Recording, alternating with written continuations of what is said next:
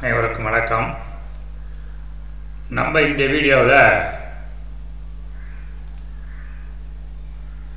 மகான்கள் சொன்ன கருத்துக்கள், நூல்கள், மகான்கள் இதை பற்றி பார்க்க போகிறோம். இது வரையும் மகான்கள் வரிசையில் சுவாமி விவேகானந்தரை பார்த்துருக்கோம், மகாகவி பாரதியார் பார்த்துருக்கோம், தேசத்தினுடைய மகாத்மா காந்தி அவர்கள் சொன்ன கருத்தை பார்த்துருக்கோம், திரு அருப்பிரகாச வள்ளலார் அவர்கள் சொன்ன கருத்தை பார்த்துருக்கோம். அதுக்கப்புறம் டாக்டர் ஏபிஜே அப்துல் கலாம் அவர்கள் சொன்ன கருத்துக்களையும் அவருடைய வாழ்க்கை குறிப்பையும் பார்த்துருக்கோம். அந்த வரிசையில் மகான்கள் சொல்ல கருத்துக்கள், நூல்கள், மகான்கள், இது 6வது வீடியோ. மொதல் 5 வீடியோ பார்க்காதவங்க, அதாவது சுவாமி விவேகானந்தர், மகாகவி பாரதி, மகாத்மா காந்தி, அருப்பிரகாஷ் வள்ளலார், ஏபிஜே அப்துல் கலாம், இந்த வீடியோவை பார்க்காதவங்க ஸ்பிரிச்சுவல் அருள் அப்படிங்கிற யூடியூப் சேனலில் போய் பார்த்துக்கலாம். வாங்க இன்னைக்கு மாணிக்க வாசகர் சுவாமி அவர்களின் வாழ்க்கை குறிப்பு அதை பற்றி பார்க்கலாங்களா? வாங்க வீடியோக்குள்ள போகலாம். மாணிக்க வாசகர் யார் அப்படின்னா, மாணிக்க வாசகர் என்பவர் மதுரையை அடுத்துள்ள திருவாதாவூரில் அவதரித்தார். அவர் திருவாதாவூரில் அவதரித்தினால் அவரின் இயற்பெயர் வாதாவூரார். திருவாதாவூரா அடிகள் என்று குறிப்பிடப்படுகிறது. அதாவது இவர் மதுரைக்கு பக்கத்தில் திருவாதாவூர் அப்படிங்கிற ஊரில் அவதரித்தார், பிறந்தார். அதனால் அவருடைய இயற்பெயர் வாதாவூரார் அப்படின்னு சொல்லுவாங்க. சில புக்கில் பார்த்து திருவாதாவூர், அதனால் திருவாதாவூரார் அப்படின்னு சொல்லுவாங்க.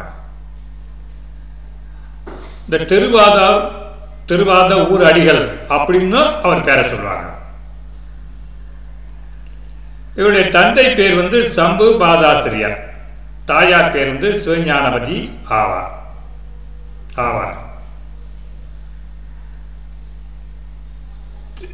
தென்பாண்டி நாட்டில் அரிமர்த்தன பாண்டியன் சபையில் வாதாவூரார் அவர்கள் அமைச்சராக பணியாற்றினார். வாதாவூராரின் திறமையை கண்ட மன்னன் அவருக்கு தென்னவன் பிரம்மராயன் என்ற பட்டத்தை வழங்கி அமைச்சராக்கினார். அப்போ மதுரையில் ஆண்டு இருந்த மன்னன் பேர் அரிமர்த்தன பாண்டியன். அந்த அரசவையில் வாதாவூரார் அமைச்சராக பணியாற்றினார். இவருடைய சிறப்பான பணியை பார்த்து மன்னன் அவருக்கு தென்னவன் பிரம்மராயன் அப்படிங்கிற பட்டத்தையும் கொடுத்து தலைமை அமைச்சராகவும் ஆக்கினார். மன்னன் குதிரையில் வாங்கி வர பொற்காசுகள் கொடுத்து வாதாவூராரை சோழ நாடு அனுப்பி வைத்தான். குதிரையில் வாங்க நாகப்பட்டினம் துறைமுகத்திற்கு செல்லும் போது திருப்பெருந்துறையில் அதாவது ஆவுடையார் கோயில் சிவபெருமானால் ஆட்கொள்ளப்பட்டார் வாதாவூரார். அரசன் குதிரைகள் வாங்க கொடுத்த பொற்காசுகளை கொண்டு ஆவுடையார் கோயிலில் சிவன் கோயில் திருப்பணிகளை செய்தார் வாதாவூரார். தலைமை அமைச்சர் நிறைய பொற்காசுலாம் கொடுத்து நாட்டுக்கு தேவையான குதிரைகளை வாங்க அப்படின்னு சோழ நாடு, மதுரையிலேருந்து பாண்டிய நாட்டிலேருந்து சோழ நாட்டுக்கு, குறிப்பாக நாகப்பட்டினம் துறைமுகத்திற்கு அந்த காலத்தில் நிறைய குதிரைகள் வரும் போல தெரியுது. அதனால நாகப்பட்டினம் துறைமுகத்துக்கு போய் குதிரையெல்லாம் வாங்கிட்டு வாங்க அப்படின்னு நிறைய பொற்காசுகளை கொடுத்து அந்த அரிமர்த்தன பாண்டியன் அப்படிங்கிற அரசன் அனுப்பி வைக்கிறார். அப்படி அனுப்பி வைக்கும்போது இவர் நாகப்பட்டினம் தான் போறாரு. போற வழியில் திருப்பெருந்துறை அப்படிங்கிற ஒரு சிவன் கோயில் இருக்கு. அந்த ஊருக்கு இப்போ ஆவுடையார் கோயில் பேரு. அந்த கோயில் பக்கத்தில் போயிட்டு இருக்கும்போது அங்கே சிவசிவா என்று மந்திரங்கள் ஓத சிவனாடியார் வேஷத்தில் ஒரு பெரியவர் இருக்கிறாரு. அவரால் இவர் ஆட்கொள்ளப்படுகிறார்.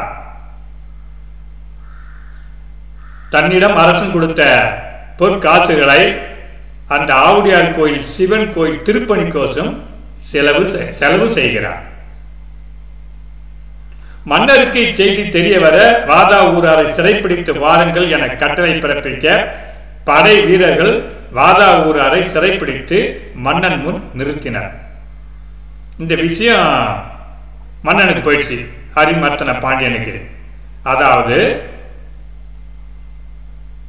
அரசு கருவூரத்திலிருந்து கொடுக்கப்பட்ட பொற்காசுகளை வாதா ஊரார் அவர்கள் ஆவுடையார் கோயிலில் சிவன் கோயில் கட்ட திருப்பணிக்கு செலவு செய்து விட்டார், குதிரையை வாங்கவில்லை என மன்னனுக்கு தெரிய வர மன்னன் படை வீரர்களை அனுப்பி ஆவுடையார் கோயிலிலிருந்து வாதா ஊரை சிறைப்பிடித்து கொண்டு வாருங்கள் அப்படின்னு கட்டளை பிறப்பிக்கிறார். இதான் மாணிக்க வாசகர் பிறந்த திருவாதாவூர். இது மதுரைக்கு பக்கத்துல ஒரு சுமார் 20-25 கிலோமீட்டருக்குள்ள தான் இந்த திருவாதாவூர் இருக்கு. இங்க மேல பாத்தீங்கன்னா மேலூர் இருக்கும், மேலூருக்கும் பக்கத்துல தான் இந்த திருவாதாவூர் இருக்கு. இந்த திருவாதூர் தான் மாணிக்க வாசகர் பிறந்த ஊரு, அதனாலதான் இவருக்கு வாதா ஊரான்னு பேரு. இங்கேருந்து புறப்பட்டுதான் இவர் மதுரைக்கு அந்த அரசன்ட்ட அமைச்சரா பணிபுரிகிறார். ரைட்டுங்களா? இங்கேருந்து திருப்பி மதுரையிலிருந்து அரசன் நாகப்பட்டினம் அனுப்புறாரு. இவரு மதுரையிலிருந்து புறப்பட்டு போறாரு, சிவகங்கை வழியா, தேவக்கோட்டை வழியா, இப்படி ஆவுடையார் கோயில் வழியா இன்னும் அவர் போகணும், நாகப்பட்டினம் போகணும்.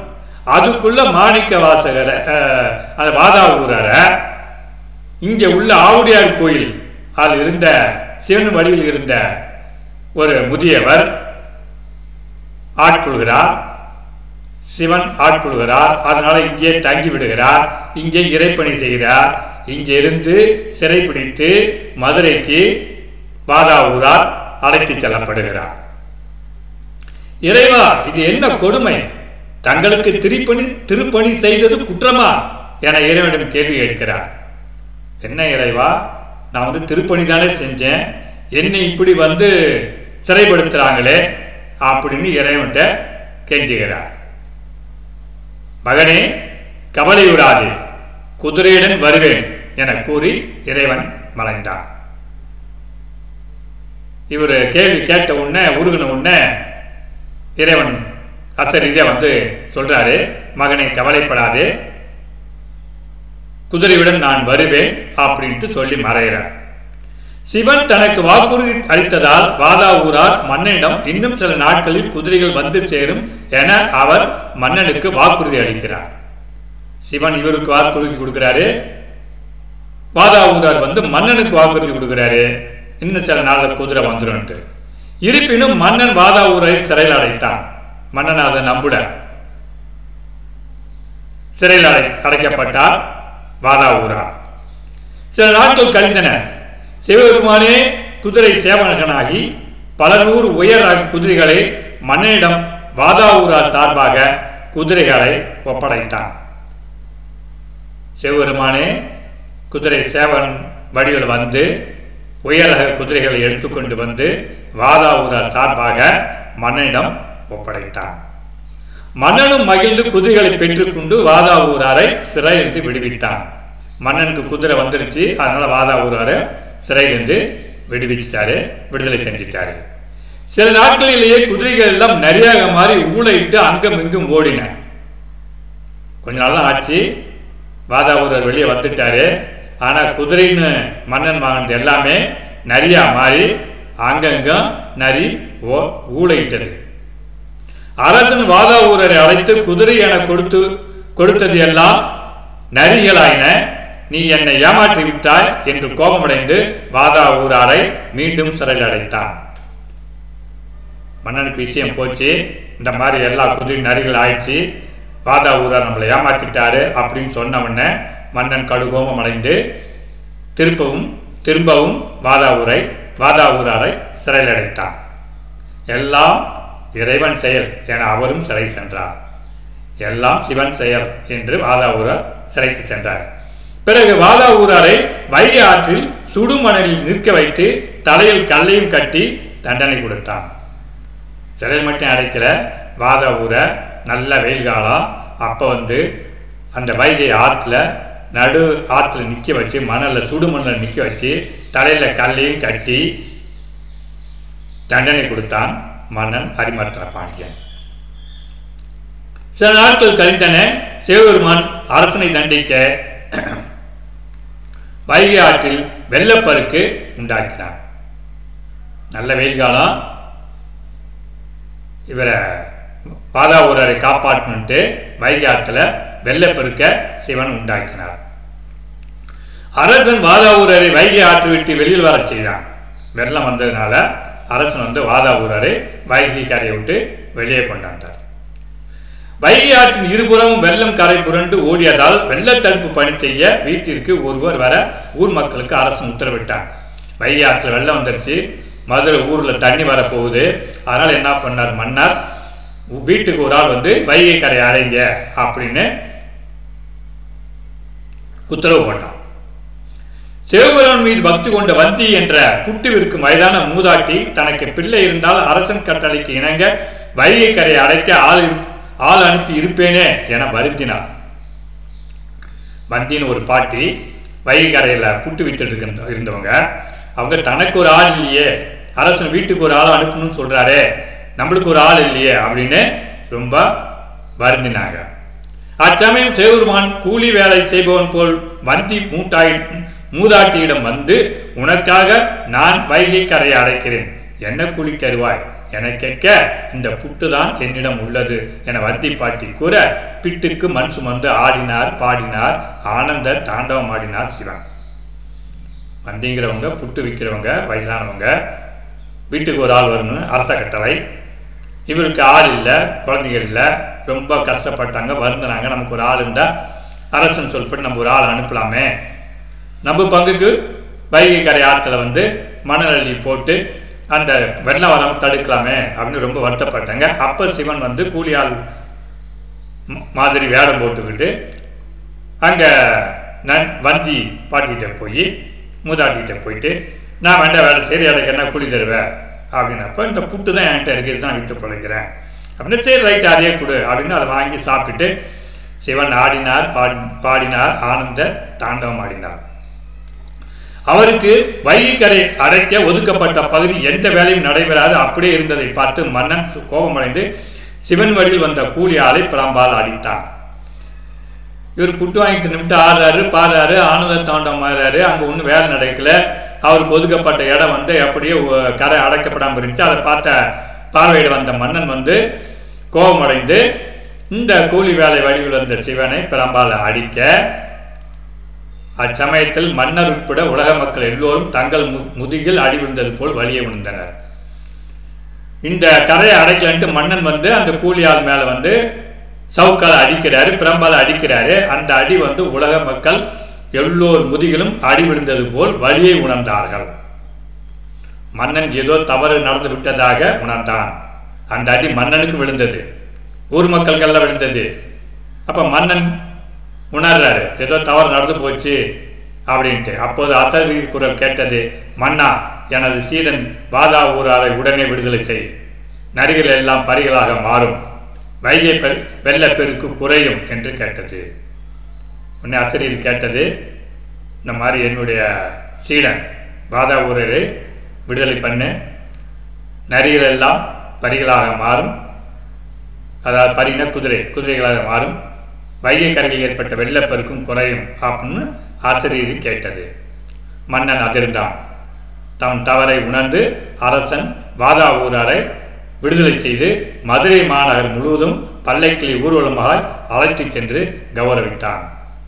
இப்போதான் அவர் வந்து வாதாவூரார் வந்து ஒரு தெய்வ குழந்தை, தெய்வ பிறவி, நம்ம வந்து தண்டிச்சிட்டோம், அது தப்பு அப்படின்னு மன்னர் உணர்ந்து அவரை பல்லக்கிலே ஏற்றி ஊர்வலமாக மதுரை மாநகரம் அழைத்து சென்று அவரை கௌரவப்படுத்தினார். மன்னா எனது பதவியை துறக்கிறேன், நாட்டில் உள்ள சிவாலயங்களுக்கு சென்று சிவ பாடல்களை பாடப் போகிறேன் என கூறி அரண்மனையை விட்டு வெளியேறினார் வாதாவூரார். அரசன்ட்ட சொல்றாரு, நான் பதவியை துறக்கிறேன், எனக்கு பதவி வேணாம், நான் நாட்டுள்ள சிவாலயங்களுக்கெல்லாம் சென்று சிவப்பாரில் போகிறேன், எனக்கு அனுமதி கொடுங்க அப்படின்ட்டு அரண்மனையை விட்டு வெளியேறுகிறார் வாதாவூரார். அதற்கு பின் தில்லை சிதம்பரத்திற்கும், திருப்பெருந்துறை ஆவுடையார் கோயிலுக்கும், திருவாரூர் அங்கேயும், உத்தரகோசம் அங்கை அந்த இடத்துக்கும், திருவண்ணாமலைக்கும், திருக்கோணிப்புறத்துக்கும் மற்றும் திருக்கழுக்குன்றத்துக்கும் செல்கிறார். சிதம்பரத்தில் ஒரு 25 திருப்பாட்டு பாடுறாரு. திருப்பெருந்துறை ஆவுடையார் கோயிலில் ஒரு 20 திருப்பாட்டு பாடுறாரு. திருப்பதிகங்கள் சிதம்பரத்தில் 25 திருப்பதிகம், ஆவுடையார் கோயிலில் 20 திருப்பதிகம், திருவாரூரில் ஒரு திருப்பதிகம், உத்தரகோசமங்கையில் ஒரு திருப்பதிகம், திருவண்ணாமலையில் 2 திருப்பதிகம், திருக்கோணிப்புறம் ஒரு திருப்பதிகம் மற்றும் திருக்கழுக்குன்றத்தில் ஒரு பதிகம் என மொத்தம் 51 திருப்பதிகங்களை மேற்கூறிய சிவத்தலங்களுக்கு சென்று பாடினார். இறுதியில் தில்லை நடராஜ பெருமானை தரிசிக்க சிதம்பரம் சென்றடைந்தார். இவர் முதல்ல திருப்பதிகம் பாடின இடம் ஆவுடையார் கோயில். இது ஆவுடையார் கோயில். இது மதுரையிலேருந்து அப்படியே மேலூர், காரைக்குடி, அது வழியா அறந்தாங்கி பக்கத்தில் தான் ஆவுடையார் கோயில் இருக்கு. அதான் முதல் திருப்பெருந்துறை பேர், இப்போ ஆவுடையார் கோயில் பேர். இதே அந்த ஆவுடையார் கோயில், அந்த இறைவன் பெயர் ஆத்மநாத சுவாமி. இது ஏன் திருப்பெருந்துறைன்னு வந்ததுன்னா, உலக உயிர்கள் வீடு பேர் அடைவதற்கு பிறவி கடலில் இருந்து கரையேறுவதற்கு துறையாக இருந்ததால் இத்தலம் திருப்பெருந்துறை என பெயர் பெற்றது. அந்த பிறவி கடலிலிருந்து வெளியே வரணும்னா இந்த துறைக்கு போகணும். அதனால இது பேர் திருப்பெருந்துறைன்னு பேர். இப்போ ஆவுடையார் கோயில் பேர். அறந்தாங்கி பக்கம், புதுக்கோட்டை மாவட்டம். இது புதுக்கோட்டை. இந்த புதுக்கோட்டை மாவட்டத்துக்கு பக்கத்தில் அறந்தாங்கி இருக்கு. அறந்தாங்கிக்கு பக்கத்தில் ஆவுடையார் கோயில் இருக்கு. மிம்மிசல், இந்த கடல் ஓரம் மிம்மிசல், கட்டுமாவடி, மலைமேல்குடி அப்படின்னு வரும். இந்த அறந்தாங்கி பக்கத்தில் இந்த ஆவுடையார் கோயில் இருக்கு. இதுக்கு பேர் திருப்பெருந்துறை பேர். இங்கே தான் இறைவன் சிவன் மணிவாசக பெருமானே ஆட்கொள்கிறார். இங்கே தான் முதல்ல சிவபுராணம். இங்கே மொத்தம் 20 பதிகங்கள் பாடுறார். முதல் பதிகம் சிவபுராணம், 2வது திருச்சதகம், 3வது திருப்பள்ளி எழுச்சி, 4 செத்திலா 10, 5 அடைக்கல 10, 6 ஆசை 10, 7 அதிசய 10, 8 புணர்ச்சி 10, 9 வாழா 10, 10 அருள் 10, 11 பிரார்த்தனை 10, 12 குலைத்த 10, 13 உயிர்நி 10, 14 திருப்பாண்டி பதிகம், 15 திருவேசரவு, 16 அற்புத 10, 17 சென்னி 10, 18 திருவார்த்தை, 19 திருவெண்பா, 20 பண்டாய நான்மறை அப்படின்னு 20 திருவாசக பதியங்களை இங்கே பாடுறார் திருப்பெருந்துறை. இல்லை சிவபுராணம் தான் ஃபஸ்ட்டு அவர் முதல்ல ஆரம்பிக்கிறார். அதுதான் நமச்சிவாய வாழ்க, நாதன் தாழ் வாழ்க, இமைப்பொழுதும் என் நெஞ்சில் நீங்கா தான் தாழ் வாழ்க அப்படின்னு ஆரம்பித்து ஃபஸ்ட்டு நமச்சிவாய அப்படிங்கிறதோட இங்கே திருப்பெருந்துறையில் சிவபுராணத்தை ஆரம்பிக்கிறார். இதை முடிச்சுட்டு அடுத்தது சிதம்பரம் போகிறார். இங்கே ஆவுடையார் கோயில். இது ஆவுடையார் கோயில் மதுரைக்கு பக்கத்தில். இதுதான் வாதாவூரார். அவர் பிறந்த ஊர். இதே மதுரைக்கு போய் வேலை பார்த்தாரு. அங்கேருந்து குதிரை வாங்க வந்தார். வாங்கின போகிற இடத்துல ஆவுடையார் கோயில் திருப்பெருந்துறையில் தங்கினார். அங்கே இறைவன் ஆட்கொள்கிறார். அங்கே அந்த 20 பதிகம் பாடிட்டு, திருப்பதிகம் பாடிட்டு அங்கேருந்து அப்படியே சிதம்பரம் போகிறார். தில்லை சிதம்பரத்துக்கு அப்போ உள்ள பேர் தில்லை, இப்போ சிதம்பரம் பேர். இங்கே தில்லை சிதம்பரத்துக்கு நடராஜர் கோயிலில் கிட்டத்தட்ட 25 பதிகம் பாடுறார். 1 கீர்த்தி திரு அகவல், 2 திருவண்ட பகுதி, 3 போற்றி திரு அகவல், 4 திருப்பொற் சுண்ணம், 5 திருக்கோத்தும்பி, 6 திருத்தெல்லேனம், 7 திருச்சாளல், 8 திருப்பூவல்லி, 9 திருவுந்தியார், 10 திருத்தோநோக்கம், 11 திருப்பொன்னூசல், 12 அன்னை 10, 13 குயில் 10, 14 திரு தசாங்கம், 15 கோயில் மூத்த திருப்பதிகம், 16 கோயில் திருப்பதிகம், 17 கண்டப்பத்து, 18 அச்சப்பத்து, 19 குலா 10, 20 எண்ணப்பதிகம், 21 யாத்திரை 10, 22 திருப்படை எழுச்சி, 23 திருப்படை ஆட்சி, 24 ஆனந்த மாலை, 25 அச்சோ பதிகம் அப்படின்னு 25 திருப்பதிகத்தை இங்கே ஆவுடையார் கோயிலேருந்து சிதம்பரம் வந்து, இது சிதம்பரம் நடராஜர் கோயில், இந்த நடராஜர் கோயிலில் வந்து பாடுறார். இது இல்லாமல் திரு உத்தர கோஷம் மங்கை அங்கே வந்து ஒரு பதிகம் பாடுறாரு. அதுக்கு பேர் வந்து நீத்தல் விண்ணப்பன் பேர். அதுக்கப்புறம் திருவண்ணாமலை போகிறார். அங்கே வந்து 2 திருப்பதிகம் பாடுறார். ஒன்று வந்து திருவெம்பாவை, 2 வந்து திரு அம்மானை. அப்புறம் திருக்கழுக்குன்றம் போகிறார். அங்கே வந்து ஒரு பதிகம் பாடுறார். திருக்கழுக்குன்ற பதிகம்னு பேர், ஒரு பதிகம். அது திருக்கோணிபுரம் போகிறார். அங்கே வந்து ஒரு பதிகம் பாடுறார். அது வந்து பிடித்த 10 பேர். அதுக்கப்புறம் வந்து திருவாரூர் போறார். அங்க வந்து ஒரு பதிகம் பாடுறாரு. அது பேர் வந்து திருப்புலம்பல் பேர். அப்படி எல்லாத்தையும் பாதி முடிச்சு திருப்பியும் சிதம்பரம் வராரு. அங்க ஒரு நாள் இரவு சிவபெருமான் அந்தனர் வேடம் தரித்து வாதா ஊரரை அணுகி, மகனே திருவாசகத்தை சொல், நான் எழுதுகிறேன் என கேட்க, வாதா ஊரா பாட சிவன் எழுதியதே திருவாசகமும் திருக்கோவையாருமாகும். திருவாசகத்தில் வரும் சென்னி 10 பாடலை கேட்ட இறைவன் மாணிக்க வாசக என்னும் திருப்பெயரை வாதா ஊராருக்கு சூட்டினார். அன்று முதல் வாதா ஊரார் மாணிக்க வாசக அல்லது மணிவாசக என புகழப்பட்டார். வந்த அந்தனர் யாரோ என மாணிக்க வாசகர் வியக்க, மாணிக்க வாசகன் சொல்ல அழகிய சிற்றம்பலமுடையான் எழுதியது என கை சாத்தும் இட்டு கனக சபையின் பஞ்சாட்சர படியிலே அச்சுவடியை வைத்துவிட்டு அந்தனர் மறைந்து போனார். அந்த பஞ்சராட்சர படியில் அச்சுவடியை வச்சுட்டு சிவன் மறைந்து போனார். எழுதி வச்சுட்டேன், மாணிக்க வாசகன் சொல்ல அழகிய சிற்றம்பலமுடையான் எழுதியது அப்படின்னு அந்த சூடியை பஞ்சாட்சர படியில் வச்சுட்டு இறைவன் மறைந்து விட்டார்.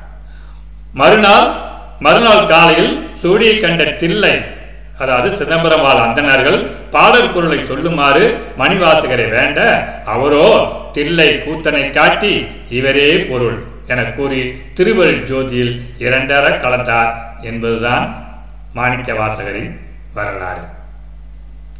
திருவாசகம் என்பது சைவ சமயத்தின் கடவுள் சிவபெருமானை போற்றி பாடிய பாடல்களின் தொகுப்பாகும். இது 8வது திருமுறையாக 12 திருமுறைகள் வைத்து போற்றப்படுகிறது. திருவாசகத்துக்கு உருகாதார் ஒரு வாசகத்துக்கும் உருகா என்பது பெரியர் வாக்கு. மனிதன் மனிதனுக்கு கூறியது திருக்குறள், கடவுள் மனிதனுக்கு அருளியது பகவத்கீதை, மனிதன் இறைவனுக்கு சொன்னது திருவாசகமாகும். திருவாசகத்தை படித்து ஓதுபவரின் நா இனிக்கும், கேட்டால் செவி இனிக்கும், கற்றால் சிந்தனை சிறக்கும், புத்தி சிறக்கும். கடவுள் சக்தியை கொடுக்க வல்லது திருவாசகம். நாமும் திருவாசகம் படிப்போம், பிறருக்கு இக்கருத்தை பகிர்ந்து அனுப்பி இறை அருளை பெறுவோம் என்று கூறி, இத்துடன் இந்த திருவாசக மாணிக்க வாசகரின் வரலாறு சிறு வாழ்க்கை குறிப்பை இத்துடன் முடிக்கிறேன். நன்றி, வணக்கம்.